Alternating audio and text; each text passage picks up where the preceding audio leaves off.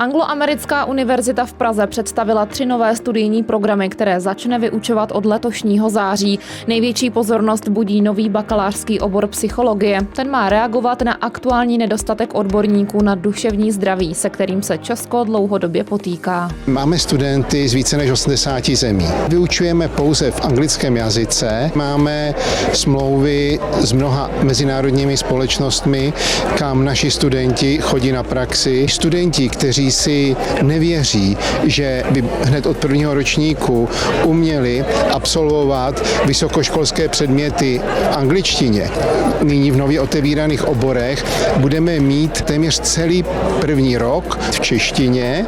Na obory psychologie na veřejných vysokých školách se každoročně dostane méně než 15 % uchazečů.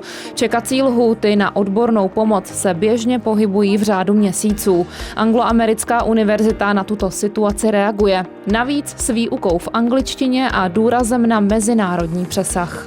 Psychologie je důležitá nejenom pro děti a nejenom pro zdravotnictví, ale v průběhu celého života. Ta zaměření na poradenskou psychologii, kterou jsme si vybrali my, tak umožňuje provázet lidi nejenom v těch nejnáročnějších životních situacích, ale v těch každodenních běžných situacích. Chceme připravit jako dobře vzdělané psychology, kteří dobře mluví anglicky, z části i proto, aby mohli působit v té profesní praxi s lidmi, kteří tady žijí a pracují, jsou cizinci a nemluví česky. Vedle psychologie otevírá Angloamerická univerzita také bakalářský obor mezinárodní a evropská právní studia a magisterský program mezinárodní obchod a politika.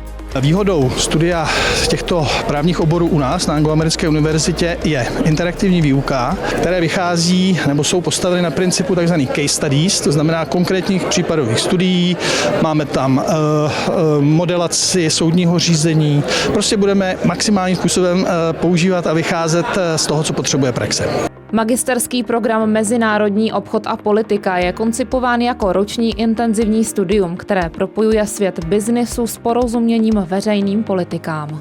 Nový magisterský program je velice intenzivní jednoletý studium, které si klade za cíl vychovat takové lídry, řekneme, v oblasti biznisu v politickém kontextu.